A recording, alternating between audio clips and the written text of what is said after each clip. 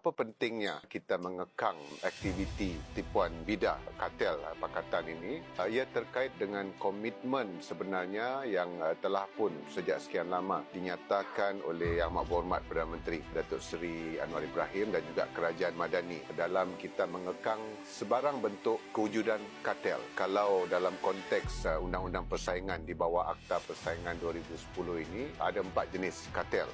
Pertama, kartel yang berbentuk pakatan harga, pakatan pasaran, pakatan pengeluaran dan juga tipuan bidah ini. Just recently, kalau kita ingat, pertama dalam ketika menyempurnakan majlis perasmian bangunan baru Hospital Seberang Jaya, Yang Amat Berhormat Perdana Menteri menekankan tentang perlunya untuk kita meningkatkan tata kelola dalam perolehan awam ini. Dan semalam, sekali lagi Yang Amat Berhormat Perdana Menteri dalam perjumpaan dengan agensi penguatkuasa dengan tegas mengingatkan bahawa kita perlu meningkatkan ketangkasan penguatkuasaan dalam kita mengekang sebarang unsur salah guna, rasuah, ketirisan dan sebagainya. Jadi itu pentingnya kita meningkatkan ketangkasan dalam mengekang aktiviti tipuan kartel ini. Dan Yang Amat Berhormat Perdana Menteri juga sebenarnya dalam agenda Kerajaan Madani, kita telah memfokuskan untuk mewujudkan value for money, ketelusan, keadilan dalam perolehan kerajaan, menekankan kepada proses tender terbuka berbanding dengan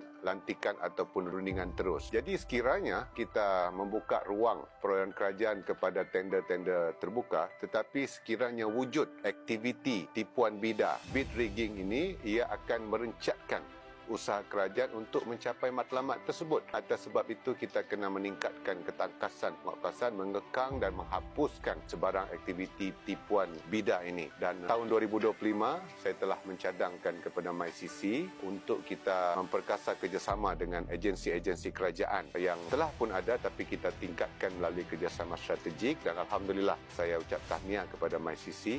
Bermula September 2025, mereka telah merintis usaha untuk mewujudkan kerjasama dengan lebih strategik melalui LOU dimulakan dengan beberapa Kementerian Kewangan, MITI, MOSTI dan Kementerian Kesihatan Malaysia. Dan alhamdulillah hari ini bersama dengan Jabatan Wilayah Persekutuan di bawah JPM dengan agensi-agensi yang Baby Hana telah sebutkan tadi. Jadi insya-Allah dengan adanya kerjasama seluruh kerajaan ini, kita akan dapat mencapai hasrat Kerajaan Madani, hasrat murni untuk kita mengekang dan mewujudkan tata kelola yang dalam konteks tipuan bidah keseluruhan dari segi aktiviti-aktiviti yang terkait dengan anti persaingan itu.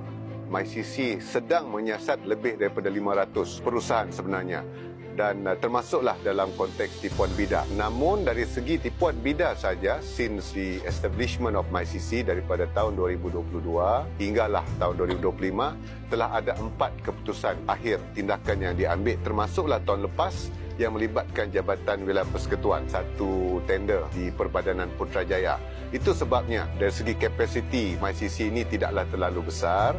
Itu sebab kita bersyukur Yang Amat Berhormat Perdana Menteri bukan sekadar menyebut menggesa ditingkatkan ketangkasan itu, tetapi beliau telah memberikan peruntukan pada tahun 2026 ini sebanyak 5 juta untuk mewujudkan satu unit khas di bawah MyCC terkait dengan fokus tentang bid rigging ini. Jadi alhamdulillah dengan adanya peruntukan 5 juta untuk penubuhan unit khas bid rigging ini, insya-Allah kita yakin kita dapat meningkatkan ketangkasan. Dan atas sebab itu juga kita mengeratkan lagi kerjasama termasuklah dengan Jabatan Wilayah Persekutuan. I'm sure di DBKL, Perbadanan Labuan, Putrajaya banyak tender-tender perolehan ini dilaksanakan.